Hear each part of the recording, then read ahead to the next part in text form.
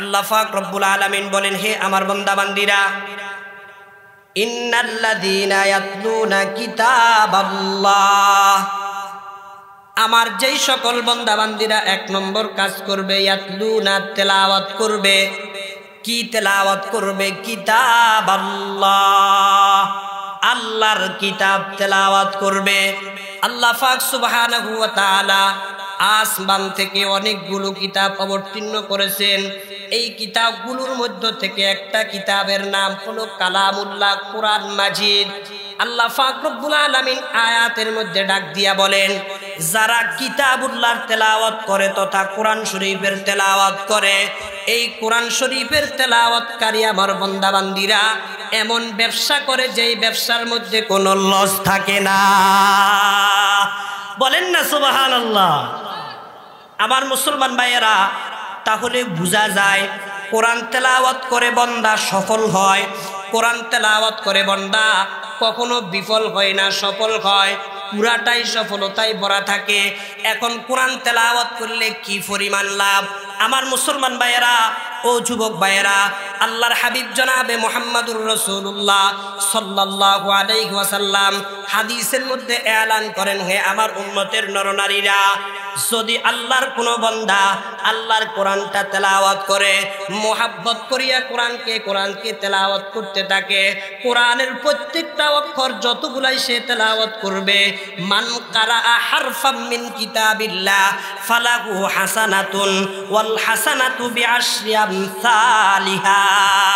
আল্লাহর হাবিব বলেন, উম্মতের নরনারীরা, আমার যে উম্মত কোরআনের একটা অক্ষর পাঠ করবে, একটা অক্ষরের বিনিময়ে আল্লাহ পাক রব্বুল আলামিন তাকে সঙ্গে সঙ্গে 10টা নেকি দিয়া দিবে। কয় অক্ষর? বলেন কয় অক্ষর? এক অক্ষর পড়লে আল্লাহ পাক সঙ্গে সঙ্গে কয়টা নেকি দিবেন? 10টা নেকি দিবেন। আমার মুসলমান ভাইয়েরা, কোরআন শরীফ পুরাটাই এই জন্য আমলে ভরা, কোরআন শরীফ পুরাটাই বরকতে ভরা। এমনকি কোরআন শরীফ তেলাওয়াত করতে করতে কোরআন শরীফের মধ্যে ফেরাউনের নাম আছে না নাই? কোরআন শরীফের মধ্যে শয়তানের নাম আছে না নাই? ফাস্তাইজ বিল্লাহি মিনাশ শাইতানির রাজিম। বুঝা যায় কোরআন শরীফের মধ্যে শয়তানের নাম আছে। আল্লাহ পাকের কালাম তেলাওয়াত করতে করতে কেউ যদি এই শয়তানের নামটা পড়ে, কালামের বরকতে এই শয়তান নাম পড়ার কারণে আল্লাহ পাক একক করে তাকে 10টা নেকি দিতে আল্লাহ কোনো রকমের কমতি করবে না। কালামে জিন্দা কুরআনে হাকিম, হিকমতে উলা ইয়াজালাস্তু কাদিম, জামিউল ইলম ফিল কুরআন লাকিন তাকাসুরাতান হুয়া ফাহামুর রিজালি, চন্দেখানি হিকমতে ইউনানিয়া, চন্দেখানি হিকমতে ইউনানিয়া, হিকমতে কুরআনিয়া রাহম বখা বখা কুরআন কালামুল্লাহ বসনো কাদিমস্ত আলাওয়াত খাহে মঞ্জিল, কাদিমস্ত আলাওয়াত খাহে মঞ্জিল।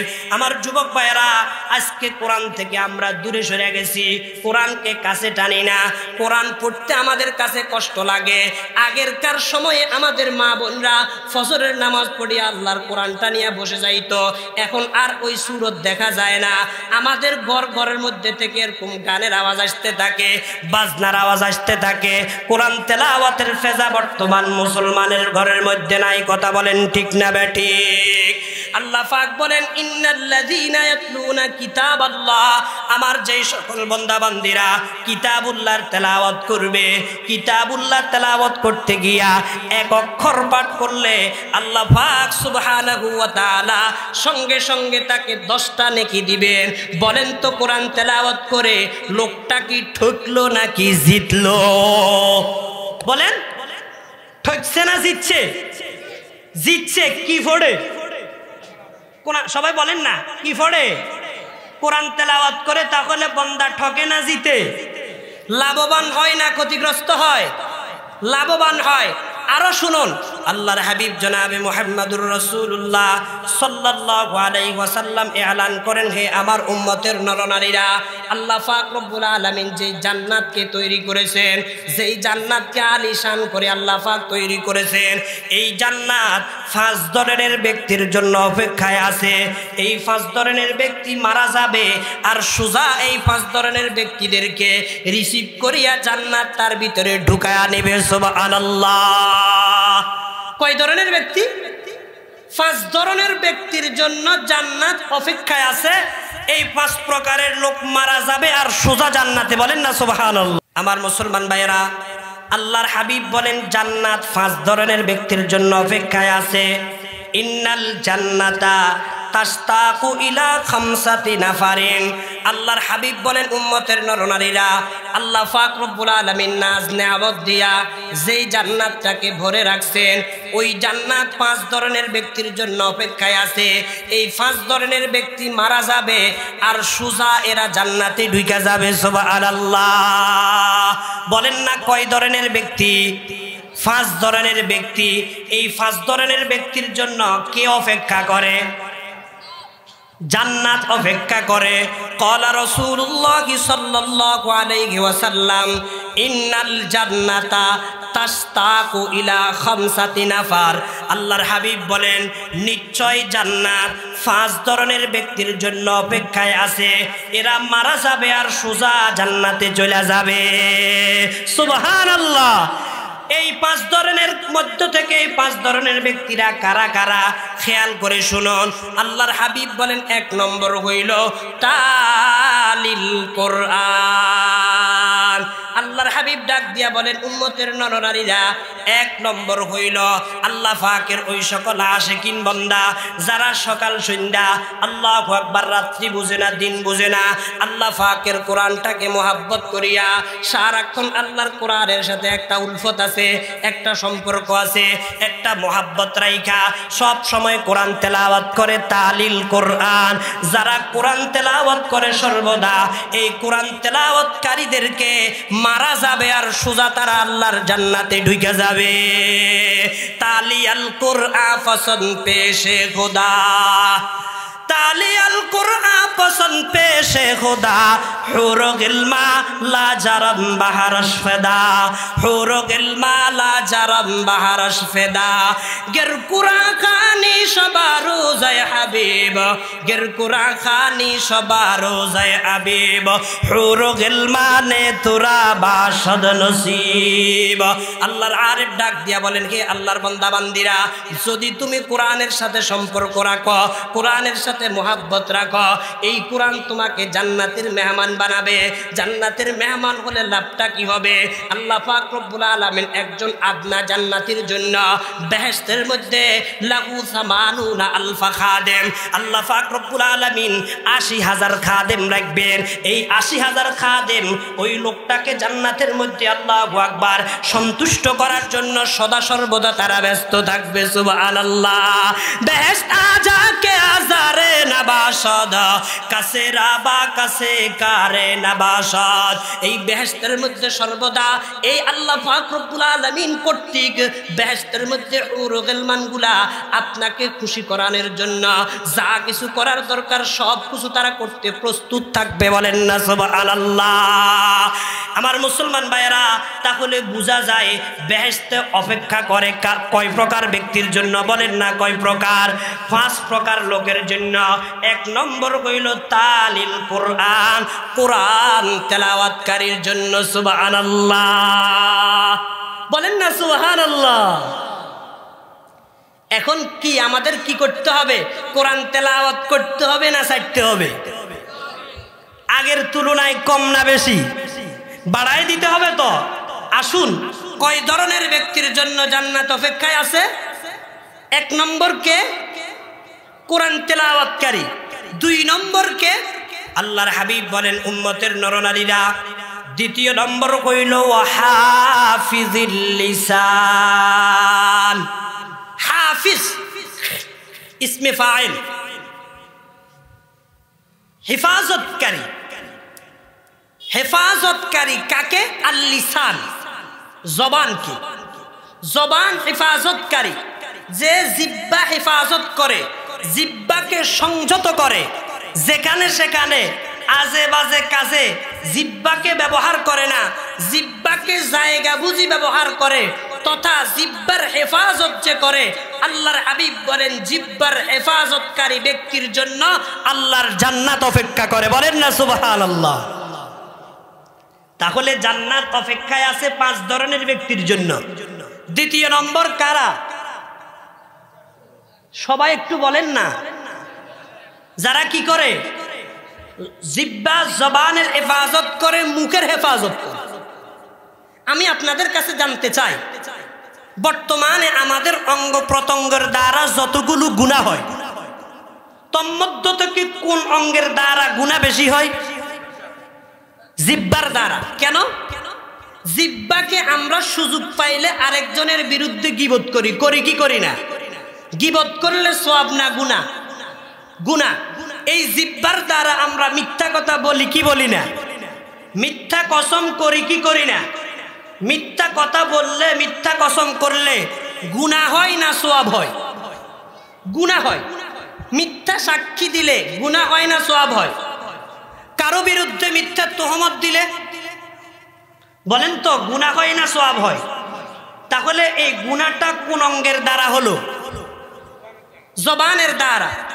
আমরা জবানকে নিয়ন্ত্রণ করতে পারি না। জবান দ্বারা যত আজে বাজে কাজ, জবান দ্বারা যতক্ষণ পর্যন্ত আরেকজনের বিরুদ্ধে 2-4টা না বলতে পারি, ততক্ষণ আমাদের কিছু বাইরে আছে পেটের ভাত হজম হয় না। আছে না নাই? আপনার বাড়ির পাশে একটা মেয়েকে দেখার জন্য মনে করেন সোনাপুর থেকে কেউ আসছে, আপনি বাড়ির পাশের তো প্রতিবেশী, এজন্য ওই সোনাপুরের লোক তো আর চিনে না আপনার সাথে, এলাকাবাসীর সাথে সম্পর্ক কেমন, আপনার মেয়ের সাথে দেখতে আসছে আপনার মেয়েকে।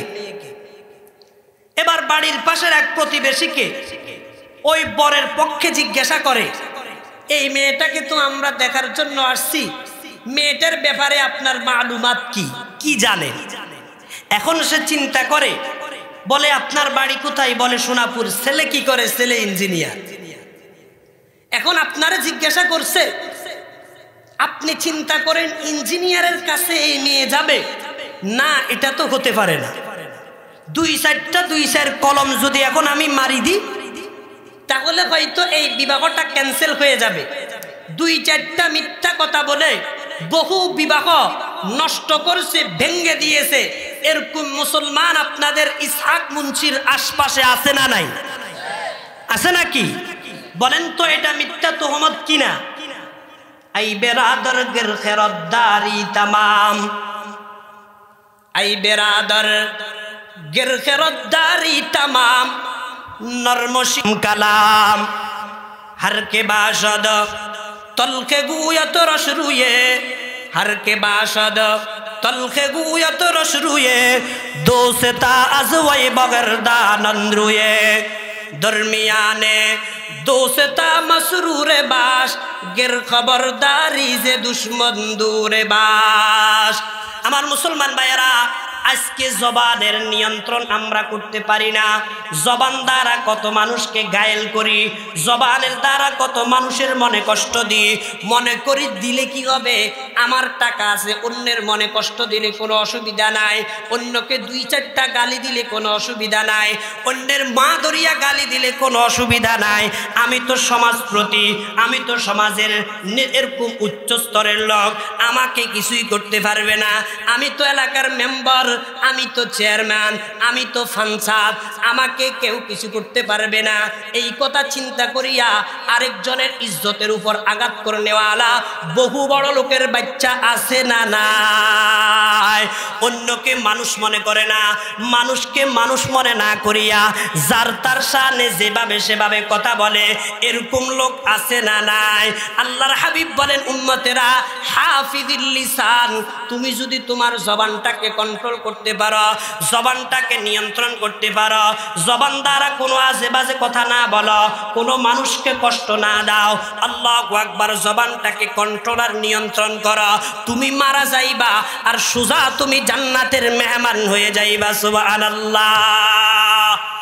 আরো জোরে কন না সুবহানাল্লাহ। কয় প্রকার গেছে?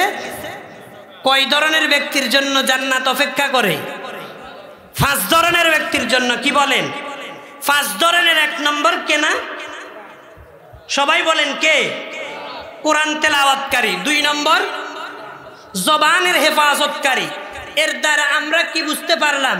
জবানের হেফাজত করা দরকার, নাকি জবানকে নিয়ন্ত্রণ না করে যেমনে ইচ্ছা এমনে জবান চালানো দরকার?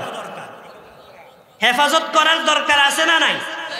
এই জন্য আল্লাহর নবীর একজন প্রিয় সাহাবী, নাম হযরতে উকবা ইবনে আমির রাদিয়াল্লাহু আনহু, একদিন আল্লাহর পয়গম্বরের কাছে আসছেন।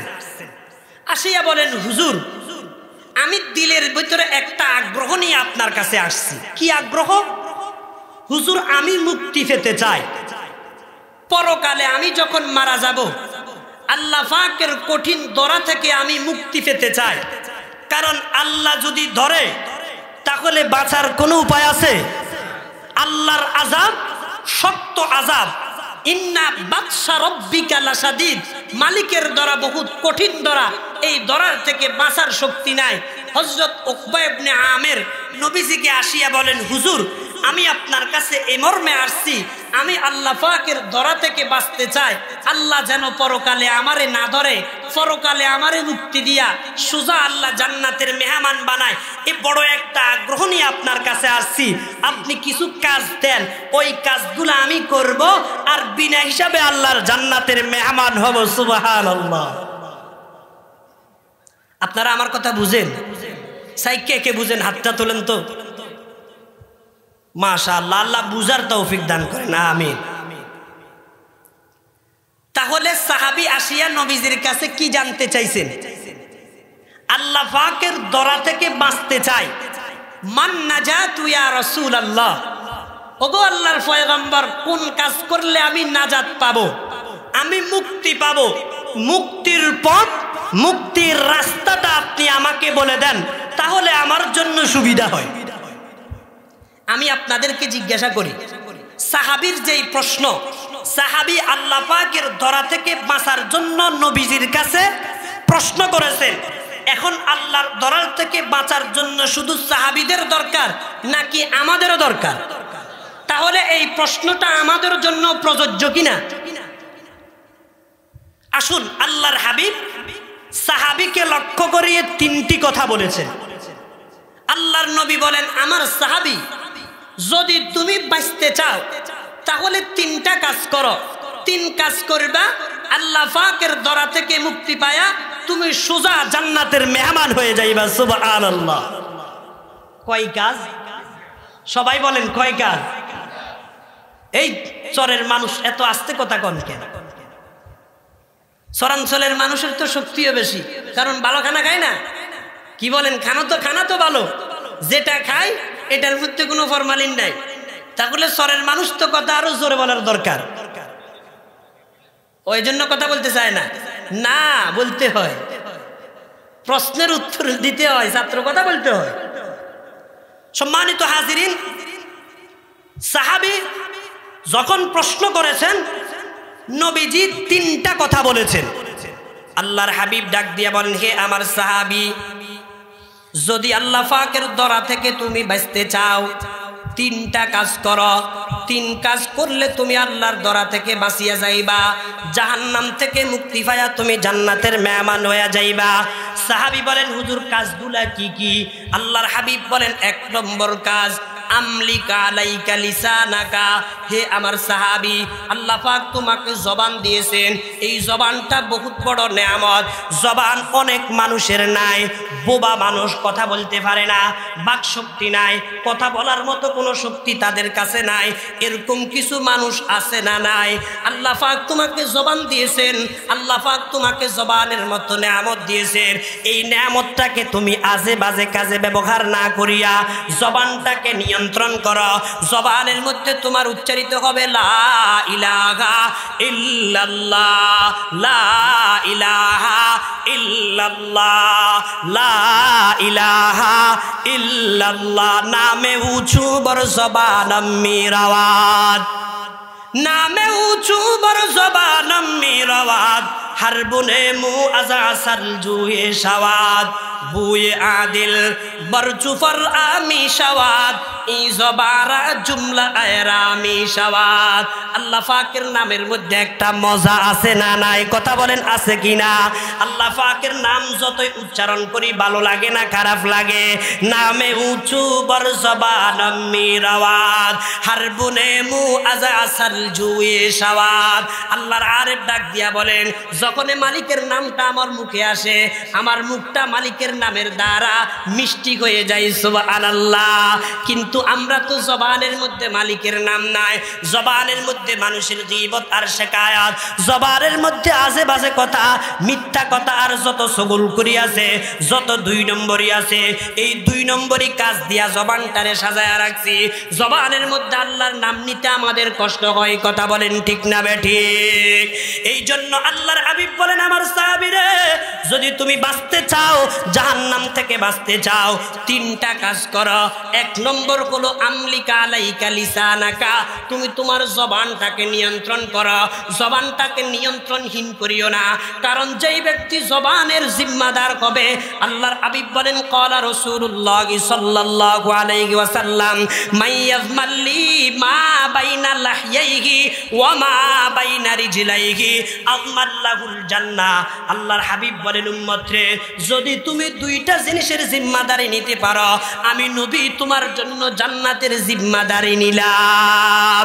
সুবহানাল্লাহ কয় জিনিসের জিম্মাদারি দুই জিনিসের জিম্মাদারি যদি তুমি নিতে পারো তোমার জন্য আমি জান্নাতের জিম্মাদার এক নম্বর হইল মা বাইনা লাহইহি তুমি যদি তোমার জবানের জিম্মাদার হতে পারো জবানকে নিয়ন্ত্রণহীন না করে নিয়ন্ত্রণ করতে পারো দ্বিতীয় নম্বর হলো মা বাইনা রিজলাইহি যদি তুমি তোমার লজ্জাস্থানকে হেফাজত করতে পারো আজকে তো বর্তমানে লজ্জাস্থানের হেফাজত নাই আজকে পহেলা বৈশাখ গেছে পহেলা বৈশাখ কি কোন গেছে না যত নোংরামি আল্লাহু আকবার কত রকমের নোংরামি চলছে 14 ফেব্রুয়ারি বিশ্ব ভালোবাসা দিবসের নাম দিয়া কত নোংরামি চলে জেনার আড্ডাকে বর্তমান বাজারে বাড়িয়া গেছে জেনাকে কোন রকমের গুনাহ তো মনে করে না মুসলমান এত বেশি আজকে জেনার সাথে লিপ্ত আল্লাহর হাবিব বলেন যদি তুমি তোমার লজ্জাস্থানকে হেফাজত করতে পারো আমি নবী তোমার জন্য জান্নাতের জিম্মাদারি নিলাম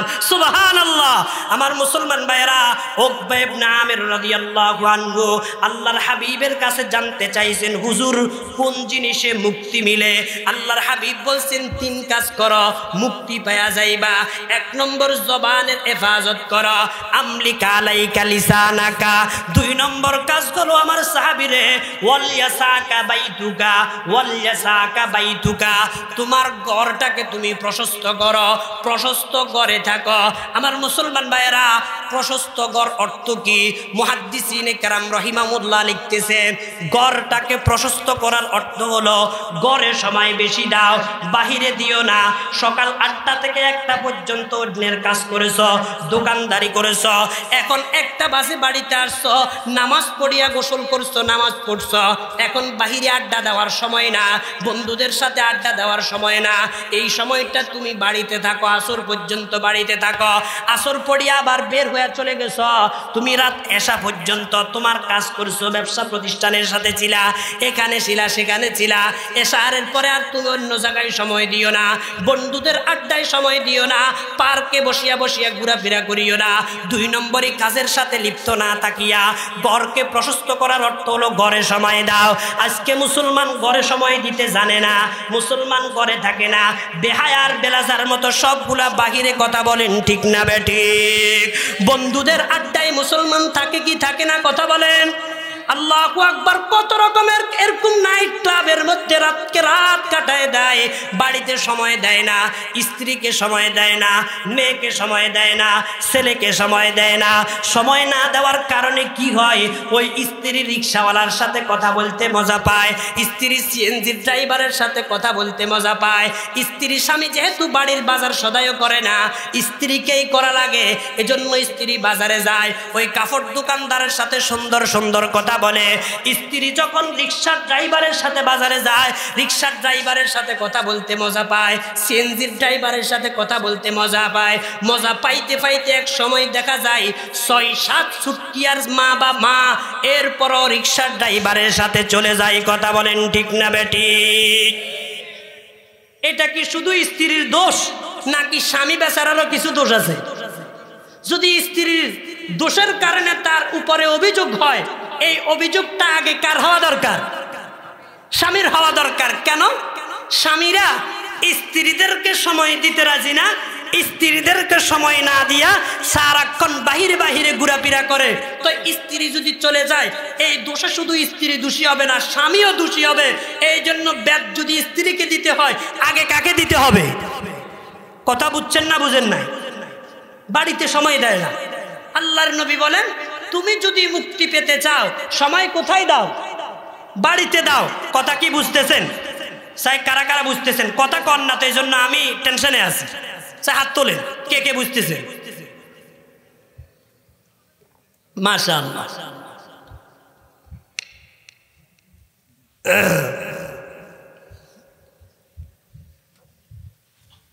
কারেন্ট গেছে না আসছে? সম্মানিত হাজিরিন, সাহাবী নবীজির কাছে জানতে চাইছে, হুজুর কয় কাজ করলে মুক্তি মিলবে? আল্লাহর হাবিব বলছেন 3 কাজ করো। 1 নম্বর কাজ কি? ওই মনোযোগ নাই। 1 নম্বর কাজ কি বলেন? জবানের হেফাজত। 2 নম্বর কইল ওয়ালিয়াসাকা বাইতুকা, বাড়িতে সময় দাও, ঘরে সময় দাও। আমাদের বর্তমানে কিছু মসজিদ কমিটির সভাপতি আছে, সেক্রেটারি আছে, এরা হুজুরদেরকে ছুটি দিতে রাজি না। তাহলে হুজুর বাড়িতে সময় কেমনে দিবে? বলেন, প্রশ্ন কিনা? হুজুরকে বলে, হুজুর মাসে যদি 30 দিন হয়, তো 30 দিনের মধ্যে 32 দিন আপনি আমার মসজিদের খেদমত করতে হবে, আপনার কোনো ছুটি নাই। এরকম কিছু কমিটির সদস্য আছে না নাই? এক ওয়াক্ত হুজুরকে না দেখলে এরকম গায়ের মধ্যে অ্যালার্জি শুরু হয়। হুজুর কেন নাই? কত রকমের জবাবদিহিতা। 2 ওয়াক্তের জন্য যদি হুজুর না থাকে, তোই বলে হুজুর একটা দরখাস্ত দেন। দরখাস্ত দিলে আগে সভাপতির থেকে মঞ্জুরি নেন, এরপরে সেক্রেটারির থেকে মঞ্জুরি নেন, তারপরে 2 বেলার জন্য আপনার ছুটি হবে। আছে না নাই এরকম কিছু সভাপতি? আল্লাহর নবী বলেন, তোমাকে বাড়িতেও সময় দিতে হবে। চাকরি যেরকম তোমার কাজ, বাড়িতে সময় দেওয়া এটাও তোমার কাজ। তাহলে হুজুরদেরকে ছুটি না দিলে বাড়িতে সময় কেমনে দিবে? ও মসজিদ কমিটির সভাপতিরা, ও সেক্রেটারি সাহেবরা, আপনারা মেহেরবানি করে হুজুরদেরকেও ছুটি দেওয়ার দরকার আছে না নাই?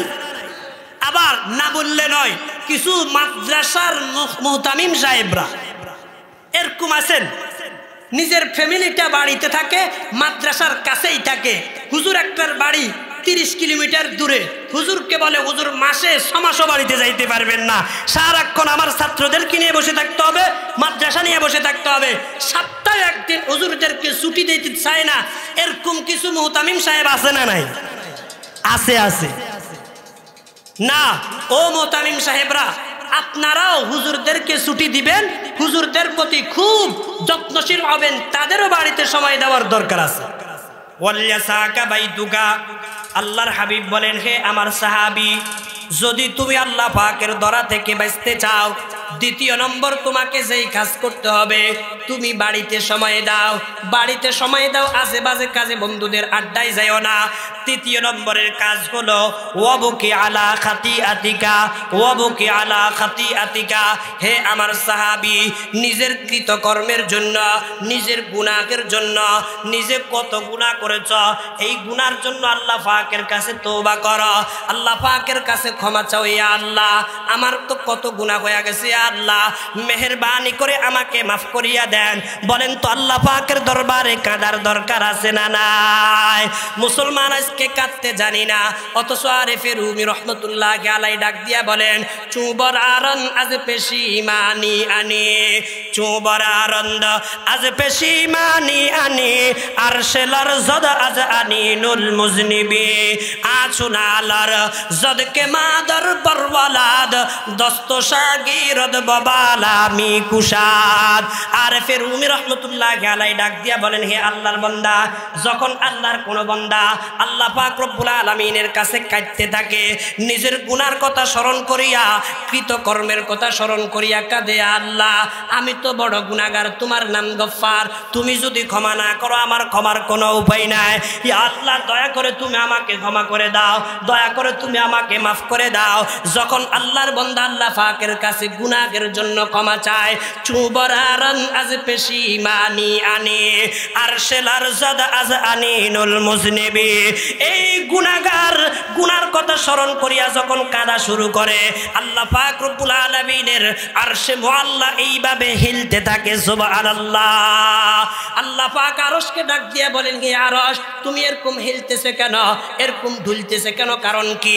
আরশ ডাক দিয়ে বলে, আল্লাহ অমুক এলাকার মধ্যে ওই মুন্সিরহাট জামে মসজিদের বারান্দার মধ্যে তোমার বান্দা গুনার কথা স্মরণ করিয়া তোমার কাছে কাঁদছে, এখনো তাকে ক্ষমা করা হয় নাই। ইয়া আল্লাহ যতক্ষণ পর্যন্ত তাকে ক্ষমা করা না হবে ততক্ষণ পর্যন্ত আমার মধ্যে স্থিরতা আসবে না। আল্লাহ পাক রব্বুল আলামিন ডাক দিয়া বলেন, হে আরশ তুই স্থির হয়ে যা, আমার বান্দা আমার কাছে কাঁদার কারণে আমি আল্লাহ আমার বান্দাকে মাফ করে দিলাম। সুবহানাল্লাহ। ও মুসলমান ভাইয়েরা, এই কারণে আল্লাহর নবী হযরত উকবা ইবনে আমেরকে ডাক দিয়া বলেন, হে উকবা তিনটা কাজ করো। এক নম্বর কাজ জবানের হেফাজত করো, দুই নম্বর বাড়িতে সময় দেওয়ার চেষ্টা করো, তিন নম্বর কাজ হলো তুমি আল্লাহর কাছে কাঁদো। আজকে মুসলমান কাঁদতে জানে না, মুসলমান সারাক্ষণ হাসি তামসার মধ্যে ব্যস্ত থাকে। এমনকি এমন কিছু বক্তাদেরকে মুসলমান মাহফিলের ফ্যান্ডিলে নিয়ে আসে, যেই বক্তারা 1-1.5 ঘন্টা 2 ঘন্টা বয়ানের মধ্যে শুধু মানুষকে হাসানের ওয়াজ করে, কান্নার কোনো কথা নাই, আছে না নাই? আমার মুসলমান ভাইয়েরা, কান্দার কোনো পরিবেশ নাই, সারাক্ষণ হাসি আর হাসির মধ্যে থাকে। আল্লাহর হাবিব জনাবে মুহাম্মদুর রাসূলুল্লাহ সাল্লাল্লাহু আলাইহি ওয়াসাল্লাম ডাক দিয়া বলেন, হে আমার উম্মতেরা, 3 ধরনের চোখের উপরে আল্লাহ পাক জাহান্নামের আগুনকে হারাম করে দিয়েছেন। এই 3 ধরনের চোখ জাহান্নামে যাবে না, এরা জান্নাতে চলে যাবে। সুবহানাল্লাহ। সালাসাতু আয়ুনিন হারামাল্লাহু আলাইহিমুন নার। আল্লাহর হাবিব বলেন, উম্মতেরা রে, 3 ধরনের চোখ এমন আছে যেই চোখগুলোর উপরে আল্লাহ পাক জাহান্নামের আগুনকে হারাম করে দেন। এই চোখগুলা জাহান্নামে যাবে না, এই চোখগুলা জান্নাতে যাবে, বডিটাও জান্নাতে যাবে। 1 নম্বর হইল আইনুন বাকাত মিন খাশিয়াতিল্লাহ, যেই চোখ আল্লাহর ভয়ে কাঁদে, সারাক্ষণ তার চোখের মধ্যে কান্না থাকে, মালিকের ভয়। বলেন না কার ভয়? জোরে বলেন কার ভয়? মালিকের ভয় আজকে আমাদের নাই। মালিককে ভয় পাইলে, আল্লাহ পাককে ভয় পাইলে কি পরিমাণ লাভ। ছোট্ট একটা ঘটনা আমি আপনাদের সামনে উপস্থাপন করতেছি। হযরত ইমাম বুখারী রাহমাতুল্লাহি আলাইহি এই ঘটনাটা লিখতেছেন। এই আওয়াজ আর একটু দেন। ইমাম বুখারী রাহমাতুল্লাহি আলাইহি এই ঘটনাটি বুখারী শরীফের মধ্যে আনছেন। বনি ইসরাইলের ঘটনা, বনি ইসরাইলের ঘটনা। আল্লাহর হাবিব জনাবে মুহাম্মদুর রাসূলুল্লাহ সাল্লাল্লাহু আলাইহি ওয়াসাল্লাম ঘটনাটি বর্ণনা করেন, অর্থাৎ ঘটনার মধ্যে কোনো সন্দেহ নাই।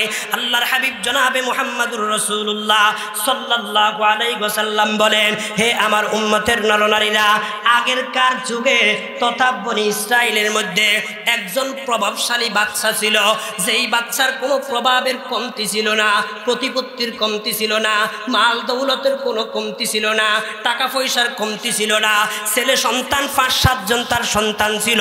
বলেন তো, যখন মানুষের কাছে মাল আসে ওই সময় মানুষ মালিককে স্মরণ করে নাকি গাফেল থাকে? গাফেল হয়ে যায় না? টাকা পয়সা দেখলে এমনি এক রকমের গাফলত চলে আসে। আর যখন টাকা পয়সা নাই, একেবারে নিরীহ, ঠিক মতো খাইতে পায় না, তখন মালিককে ডাকে। এটাই কোরআনে আল্লাহ বলেন, যখন আমার বান্দারা অভাবে থাকে, কষ্টে থাকে, তখন বলে আল্লাহ ক্ষমা করো।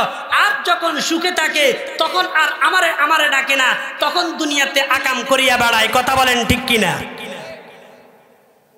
এই বনি ইসরাইলের বাদশা, এটা টাকা পয়সার কোনো কমতি নাই, ছেলে সন্তানের কোনো কমতি নাই, সব লাইনে উঁচু। মানে টাকা পয়সাও বেশি, ছেলে আছে 7টা, বলেন তো তার কোনো অভাব আছে? আমাদের সমাজেও কিছু মানুষ আছে সন্তান থাকলে তার মধ্যে অহংকার চলে আসে, অথচ এই সন্তান কি চিরস্থায়ী না অস্থায়ী? মাল দৌলত কি হওয়াস দিল সে নিকাল, माल दौलत की हवस दिल से निकाल, दिल को पुर अनवार कर आइजुल जलाल, दिल हो आए ना तेरे दीदार का, सर झुका कर देख लो तेरा जमाल। আল্লাহর আরেফেরা আল্লাহর কাছে দোয়া করতো, ইয়া আল্লাহ মাল দিয়েছো, সম্পদ দিয়েছো, সন্তান দিয়েছো, এগুলার মোহাব্বত দিয়া আমার দিলটাকে তুমি নষ্ট করে দিও না, তুমি আমার দিলের মধ্যে তোমার মোহাব্বত দাও। মোহাব্বত আফো না মুঝকো আয়ে খুদা দে, মোহাব্বত আফো না মুঝকো আয়ে খুদা দে, মুঝে भी जामे उल्फत के फिला दे, मुझे हुआ मेरे अक़लो खिरद ने खुदाया अपना दीवाना बना दे। या আল্লাহ দুনিয়ার দম দৌলতের প্রেমিক না বানাইয়া তোমার প্রেমিক বানাও। এই কারণে আপনারা দেখবেন বাংলাদেশের যতগুলা কওমি মাদ্রাসা আছে, এই কওমি মাদ্রাসার প্রত্যেকটা মাদ্রাসায় ভোর 4টা বাজে আপনি যাইয়া দেখবেন ছাত্ররা নামাজের মুসল্লায়, উস্তাদরাও নামাজের মুসল্লায়, নামাজের মুসল্লার মধ্যে বসিয়া দেশবাসীর জন্য দোয়া করে, মোহাব্বত আফনা মুঝকো আয়ে খুদা দে, মুঝে भी जामे उल्फत के फिला दे, मुझे गुया मेरे अक़लो खिरद ने खुदाया अपना दीवाना बना दे। या আল্লাহ দুনিয়ার কিছুই চাই না, তোমারে চাই, তোমারে চাই। এই কারণে মাদ্রাসাওয়ালাদেরকে সারেন্না মোল্লা বলল কোনো অসুবিধা নাই, 5,000 10,000 টাকা, সুন্দর সংসার চলে, কোনো অভিযোগ তাদের মধ্যে নাই। কথা বলেন ঠিক না বেঠিক? চালাই কে? সম্পর্ক কার সাথে? আল্লাহর সাথে। বনি ইসরাইলের এই বাদশা টাকা পয়সাও অনেক বেশি, সন্তানও আছে মাশাআল্লাহ। এই জন্য মালিককে ভুলিয়া গেছে, মালিককে ভুলিয়া দুনিয়াতে সমস্ত আকাম উকাম করেছে। যখন মৃত্যুর সময় হয়ে গেছে, এই মৃত্যুর সময় যখন তার হয়ে গেছে, এবার তার ভিতরে মালিকের ভয় চলে আসছে, মরবে মরবে বাপ। এই জন্য মালিকের একটা ভয় তার দিলের মধ্যে আসছে। ভয় আসার পরে এখন লোকটা তার ছেলেদেরকে ডাক দিয়েছে, 7টা ছেলে ছিল, 7টারে ডাক দিয়া বলে, আমার ছেলেরা, আমার তো মনে হয় আর হায়াতের বাজেট বেশি দিন বাকি নাই, মনে হয় দুনিয়ার থেকে চলে যাইব, তোমাদের কাছে আমার একটা সুন্দর প্রস্তাব। ছেলেরা বলে, বাবা কি প্রস্তাব? এখন আব্বাজান ডাক দিয়া বলে, আমার ছেলেরা, আমি যখন ইন্তেকাল করব, আমার ইন্তেকালের পরে আমার যেই বডিটা রয়েছে, যেই শরীরটা রয়েছে, এই শরীরটাকে তোমরা এরকম ভাবে দাফন করবে না, আমার শরীরটাকে তোমরা আগুন দিয়া জ্বালায়া দিবা। যখন এই কথা ছেলেদের সামনে বলছে, ছেলেরা এবার নারাজ হয়ে গেছে, ডাক দিয়া বলে, আব্বাজান মাথা খারাপ হয়েছে কিনা? আমরা আপনার 7টা সন্তান, এলাকার মধ্যে আমাদের প্রভাবে কি সবাই প্রভাবিত, কেউ আমাদের সামনে কথা বলতে পারে না, আর আপনি ডাক দিয়া বলতেছেন আপনাকে ফোড়ায়া ফেলতে, আপনাকে আমরা ফোড়ায়া ফেলবো, আমরা কি পাগল হয়েছি কিনা? আর এলাকার কে আপনাকে ফোড়াইবে? আপনি এত সম্মানের অধিকারী, আপনি বলতেছেন আপনাকে ফোড়ায়া ফেলতে। বাবা, এই প্রস্তাব আমরা গ্রহণ করতে রাজি না। আপনার যখন ইন্তেকাল হয়ে যাবে, আমরা আপনার শরীরটাকে সুন্দরভাবে গোসল দিব, আর আপনার কাফনের জন্য কাপড় মুন্সিনাট বাজার থেকে আনবো না, একেবারে ঢাকা বাইতুল মুকাররম থেকে আপনার জন্য কাপড় আনা হবে। আপনার জায়নামাজ, আপনার নামাজ জানাজা, এটা এলাকার কোনো মোল্লা মৌলবি দিয়া পড়ানো হবে না, হাজিরহাট জামিয়া মুহাম্মদিয়া মাদ্রাসার মুতামিম সাহেব দিয়া আপনার জানাজা পড়াবো। আব্বাজান, এত কিছু আমাদের প্ল্যান, আপনি তো সব প্ল্যানগুলো নস্যাৎ করে দিচ্ছেন। আপনি বলতেছেন আপনাকে জ্বালায়া ফেলার জন্য। বাবা, এই কাজটা তো আমরা করতে পারবো না। বাবা এবার ডাক দিয়া বলে, ছেলেরা শুনো, এই প্রস্তাবটা আমি কেন দিয়েছি, একটা কারণ আছে। কি কারণ? বলতেছে, দুনিয়াতে কখনো মালিক রে ডাকি নাই, সারা জীবন 2 নম্বরই করেছি, সারা জীবন 2 নম্বরই করেছি, সারা জীবন মালিকের ভয় দিলের মধ্যে ছিল না, এখন তো মালিকের ভয় আমার দিলের মধ্যে চলে আসছে। আমার ইন্তেকালের পরে আল্লাহ পাক যদি আমাকে জিজ্ঞেস করে, রে সলিমুদ্দিন, দুনিয়াতে তোরা এত কিছু দিয়েছি, কিন্তু তুই আমারে ভুলিয়া গেছস কেন? আমি মালিককে কি উত্তর দিব? মালিকের ভয় আমার দিলের মধ্যে আসছে।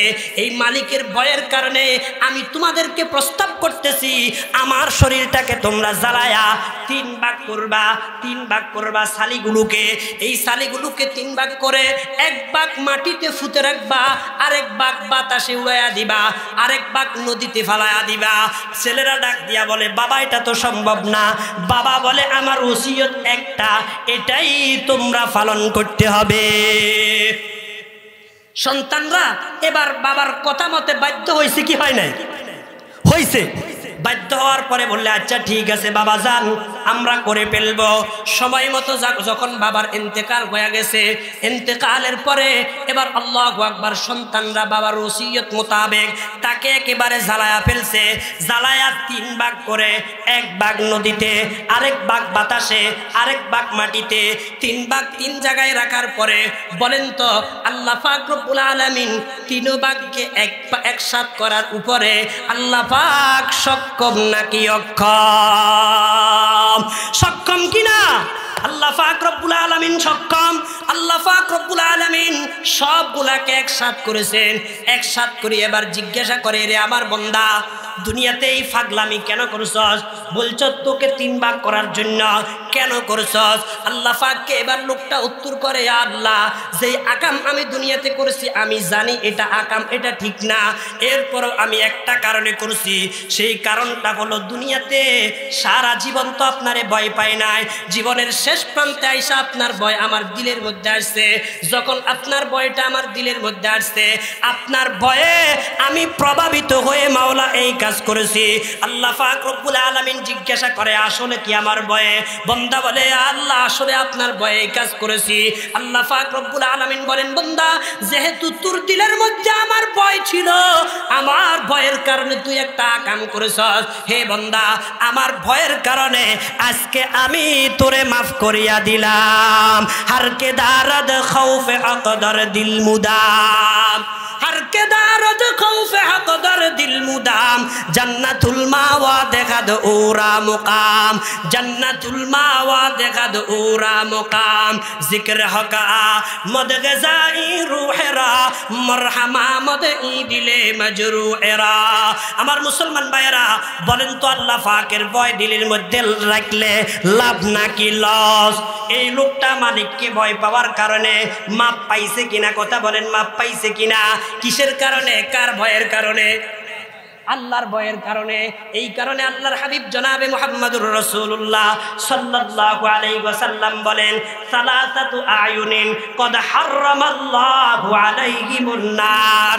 3 ধরনের চোখ এমন আছে যেই চোখগুলোর উপরে আল্লাহ পাক জাহান্নামের আগুনকে হারাম করে দেন। 1 নম্বর হইল আইনুন বাকাত মিন খাশিয়াতিল্লাহ, যেই চোখ আল্লাহর ভয়ে কাঁদে। বলেন না কার ভয়ে? আল্লাহর ভয়ে কাঁদে। ওই চোখের উপরে আল্লাহ কিসের আগুন হারাম করেন? জাহান্নামের আগুন হারাম করেন। এরপরে আচ্ছা বাকিগুলো আর বললাম না, যেহেতু অন্যদিকে আমার কথা চলে গেছে, বহুত দূরে চলে গেছি, এবার লাইনে আসি। আল্লাহর হাবিব জনাবে মুহাম্মদুর রাসূলুল্লাহ সাল্লাল্লাহু আলাইহি ওয়াসাল্লাম বলেন হে উকবা যদি তুমি বাঁচতে চাও তাহলে 3 কাজ করো। 3 কাজ করলে তুমি বাঁচতে পারবা। আমি আপনাদের থেকে এখন সবক নিচ্ছি। বলেন 3 কাজটা কি কি? 1 নম্বর কি কাজ? জবানের হেফাজত। 2 নম্বর ঘরে সময় দেওয়া। 3 বলেন তো কয়টা কাজ? 1 নম্বর কি? 2 নম্বর, 3 নম্বর আল্লাহর ভয়ে কাঁদা। এই 3টা কাজ কি আমরা সকলে করতে পারবো ইনশাআল্লাহ? চাই কারা কারা করতে পারবেন? মালিককে হাত তুলে দেখান। আল্লাহ আমাদের সকলকে তুমি তৌফিক দান করো, আমিন। হাত নামান। আল্লাহর হাবিব বলেন 5 ধরনের ব্যক্তি এমন আছে যাদের জন্য আল্লাহর জান্নাত অপেক্ষায় আছে। কথা মনে আছে না ভুলে গেছেন? কয় ধরনের ব্যক্তি? 5 ধরনের ব্যক্তি। 1 নম্বর কে? তালিল কুরআন, কোরআন তেলাওয়াতকারী। 2 নম্বরে ওয়া হাফিজিল লিসান, জবানের হেফাজতকারী। 3 নম্বরে ওয়া মুতঈমিল জিয়ান, রহমান। আল্লাহর হাবিব বলেন উম্মতেরা রে, তৃতীয় নম্বর হলো আল্লাহ পাকের ওই সকল বান্দা বান্দিরা যারা ক্ষুধার্তকে খানা খাওয়ায়। একটা লোকের পেটে ক্ষুধা আছে, কিনে খাওয়ার মতো তার তৌফিক নাই, এরকম লোকটাকে যদি আপনি খাবারের ব্যবস্থা করে দেন, তৃতীয় নম্বর। চতুর্থ নম্বর হলো মুকসিল উরিয়ান।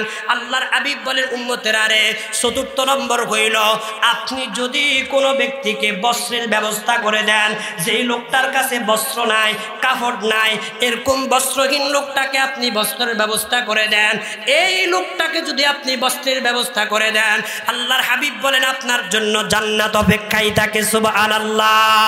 5 নম্বর হলো ওয়ামান সাল্লা আলা হাবিবির রহমান। আল্লাহর হাবিব বলেন উম্মতেরা রে, 5 নম্বর হইল আল্লাহ পাকের ওই সকল বান্দা বান্দিরা যারা নবীর নামে দরুদ পড়ে, সকালেও দরুদ পড়ে। হর কে বাসদা মেলে সল্লু মুদাম, হর কে বাসদা আমেলে সল্লু মুদাম, আতেশে দুজখ শাওয়াদ বরওয়ায়ে আরাম, বর মুহাম্মদ মিরসানম সদ সালাম, আশাফিয়ে মুজরিমা ইয়াউমাল কিয়াম। আমার মুসলমান ভাইরা, আল্লাহর আরেফ ডাক দিয়া বলেন, আল্লাহ যেই বান্দা সদা সর্বদা নবীর উপরে দরুদ পড়ে, হর কে বাসদা মেলে সল্লু মুদাম, আতেশে দুজখ শাওয়াদ বরওয়ায়ে আরাম, যেই ব্যক্তি সদা সর্বদা নবীর নামে দরুদ পড়ে, এই লোকটার উপরে আল্লাহ জাহান্নামের আগুনকে আরাম করে দেয়। বলেন সুবহানাল্লাহ। জান্নাত অপেক্ষা করে কয় ধরনের ব্যক্তির জন্য?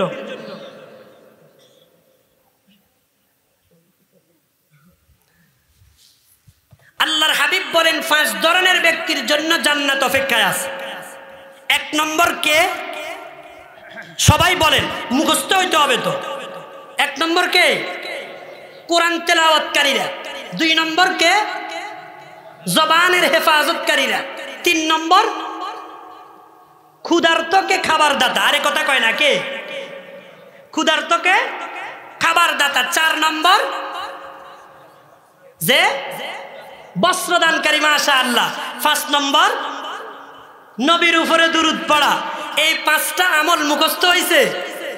সবাই বলেন তো হইছে? আবার একটু বলেন 5টা আমল কি কি? 1 নম্বর বলেন, 2 নম্বর, 3 নম্বর, 4 নম্বর, 5 নম্বর। মাশাআল্লাহ, মুখস্থ হইছে। সভাপতি সাহেব দেখছেন, মুসল্লিরা মুখস্থ করছে না? কি বলেন, ওয়াজ মুখস্থ হয়েছে তো? আল্লাহ এটা আমাদেরকে বাড়ি পর্যন্ত নেওয়ার তৌফিক দান করে। আর অল্প কয়েক মিনিটে আমি আমার বয়ান শেষ করতেছি। আল্লাহর হাবিব বলেন, তালিল কোরআন, যে কোরআন তেলাওয়াত করে ওই লোকটার জন্য আল্লাহর জান্নাত অপেক্ষায় থাকে। আল্লাহ কোরআনে বলেন 3 ধরনের ব্যবসা এমন আছে, আমার কথার মুনাসাবাত বুঝেন, যে 3 ধরনের ব্যক্তিরা, 3 ধরনের ব্যবসায়ীরা এমন আছে যাদের ব্যবসায় কি নাই, কোনো লস নাই। ইন্নাল্লাযীনা ইয়াতলুনা কিতাবাল্লাহ। 1 নম্বর হলো কোরআন তেলাওয়াতকারীরা। কোরআন তেলাওয়াত করলে কি পরিমাণ লাভ, পুরাটাই তো লাভে ভরা। কিন্তু কয়েকটা সূরা এমন আছে যেই সূরাগুলোর মধ্যে আল্লাহু আকবার এগুলো তেলাওয়াত করলে নেক বেশি হয়। যেমন কোরআন শরীফের মধ্যে একটা সূরা আছে যেই সূরার নাম সূরাতুল ইয়াসিন। আল্লাহর হাবিব বলেন, মান কারা সূরাতা ইয়াসিন, যেই ব্যক্তি সূরা ইয়াসিনটাকে তেলাওয়াত করে, ফি সদরিন নাহার কুজিয়াত হাওয়াইজুহু, দিনের শুরুতে আল্লাহ পাক রব্বুল আলামিন তার পুরা দিনের সমস্ত প্রয়োজনগুলোকে পুরা করে দেন। সুবহানাল্লাহ। আমার মুসলমান ভাইরা, আল্লাহর হাবিব জনাবে মুহাম্মদুর রাসূলুল্লাহ সাল্লাল্লাহু আলাইহি ওয়াসাল্লাম বলেন, ইন্না লিকুল্লি শাইইন কলবান ওয়া কলবুল কুরআনি সূরাতু ইয়াসিন। প্রত্যেকটা বস্তুর একটা কলব আছে, হৃৎপিণ্ড আছে, হাড় আছে, রাজধানী আছে। কোরআন শরীফের একটা রাজধানী আছে, ওই রাজধানীর নাম হলো সূরা ইয়াসিন। সুবহানাল্লাহ। আল্লাহর হাবিব বলেন, হে আমার উম্মতেরা, মান কারা সূরাতা ইয়াসিন কাতাবাল্লাহু লাহু বিকিরাআতিহা কিরাআতাল কুরআনি 10 মাররাত। আমার কোন উম্মত যদি সূরা ইয়াসিনটাকে একবার তেলাওয়াত করে গোটা কোরআনকে 10 বার পড়লে যেই পরিমাণ নেকি হবে আল্লাহ পাক এই পরিমাণ নেকি লোকটার নামায়ে আমলের মধ্যে উঠা দিবে সুবহানাল্লাহ। আমার যুবক ভাইরা, কোরআন শরীফের মধ্যে বলেন তো সূরা ইয়াসিনের মান আছে না নাই? তেলাওয়াত করার দরকার আছে কিনা? কোরআন শরীফের মধ্যে আরেকটা সূরা আছে যেই সূরার নাম সূরা ওয়াকিয়া। আল্লাহর হাবিব বলেন উম্মতেরা, ক্বালা রাসূলুল্লাহ সাল্লাল্লাহু আলাইহি ওয়াসাল্লাম মান ক্বারাআ সূরাতাল ওয়াকিয়াতি ফি কুল্লি লাইলা লাম তুসিবহু ফাকাতুন আবাদা। আল্লাহর হাবিব বলেন উম্মতেরা রে, আমার যে উম্মত একবার প্রত্যেক রাত্রে সূরা ওয়াকিয়াটা তেলাওয়াত করবে আল্লাহ পাক কখনো তাকে রিজিকের অভাব দিবে না সুবহানাল্লাহ। যদি সূরা ওয়াকিয়াটাকে তেলাওয়াত করে প্রত্যেক রাত্রে আল্লাহ পাক কখনো তাকে রিজিকের অভাব দিবে না। আমার যুবক ভাইরা, কোরআন শরীফের মধ্যে আরেকটা সূরা আছে যেই সূরার নাম সূরা মুলক। বলেন তো কি নাম? এই সূরা মুলকের নাম আল্লাহর হাবিব বলেন হিয়াল মানিআ ওয়া হিয়াল মুনজিয়া। আল্লাহর হাবিব বলেন উম্মতেরা রে, সেই সূরা মুলকটার নাম হলো মানিআ, বাধা প্রদানকারী, বাধা প্রদানকারী, আল মুনজিয়া, নাজাত দাতা। আল্লাহর হাবিব বলেন এই সূরা মুলকটা আল্লাহর বান্দাকে কবরের আযাব থেকে বাধা দিবে সুবহানাল্লাহ। বলেন তো আমাদের সকলকে কবরে যেতে হবে কি হবে না? তু খুদা কো ভুল না জানা एक दिन, तू खुदा को भूल न जाना एक दिन, कब्र में होगा ठिकाना एक दिन। कैसी कैसी ताजदारो पादशाह चल बसे, वो खजीना बाला खाना शान शौकत क्या हुई। कैसी कैसी खूबसूरत रानियां शाहजादियां, तन बदन सब गल गया गए शक्ल सूरत क्या हुए। ऐ बिरादर जी जहानत रब्तनास जाब इज़राइल आखिर दादनास, हुस्न सूरत चंद रोजा खिरपना हो जाएगा, जिसमें तेरे नाज गए वो खाक में मिल जाएगा। আল্লাহর হাবিব ডাক দিয়া বলেন প্রত্যেক রাতে যদি তুমি সূরা মুলকটা তেলাওয়াত করো আল্লাহ পাক রব্বুল আলামিন তোমাকে কবরের আযাব থেকে রক্ষা করবে সুবহানাল্লাহ। ও মুসলমান ভাইরা, কবরের আযাব থেকে আল্লাহ রক্ষা করুক আমরা চাই কি চাই না? কারা কারা চাই না রে তাকবীর? আল্লাহ তৌফিক দান করুন, কবুল করে নেন, হাত নামান। আল্লাহর হাবিব ডাক দিয়া বলেন উম্মতেরা রে, প্রত্যেক রাতে যদি তুমি সূরা মুলকটা তেলাওয়াত করতে পারো কবরের জগতে আল্লাহ তোমারে কষ্ট দিবে না, কবরের আযাব থেকে আল্লাহ তোমারে রক্ষা করবে। ইন্নাল্লাযীনা ইয়াতলুনা কিতাবাল্লাহ, আল্লাহ পাক বলেন যারা কিতাবুল্লাহর তেলাওয়াত করে ইয়ারজুনা তিজারাতাল লান তাবুর, তারা এমন ব্যবসা করে যেই ব্যবসার মধ্যে কোনো লস থাকে না। বলেন না সুবহানাল্লাহ। আল্লাহ রাব্বুল আলামিন আমাদের সকলকে বেশি বেশি কালামুল্লাহ তেলাওয়াত করে ইহকালীন শান্তি পরকালীন মুক্তির সনদ অর্জন করার তৌফিক দান করুন। সবাই বলি আমিন ইনশাআল্লাহ। এখনই আপনাদের সামনে বয়ান করবেন আমার শ্রদ্ধেয় বড় ভাই, অত্র এলাকার গৌরব হযরতুল আল্লাম হযরত মাওলানা মুসাদ্দিকুল মাওলা দামাত বারাকাতুহুমুল আলিয়া। আমি আমার আলোচনা এখানেই শেষ করলাম। দোয়া চাই আল্লাহ যেন ইলমে আমলে বরকত দিয়ে জাতির খিদমতের জন্য কবুল করে নেন। সবাই বলি আমিন। ওয়া আখিরু দাওয়ানা আলহামদুলিল্লাহি রাব্বিল আলামিন।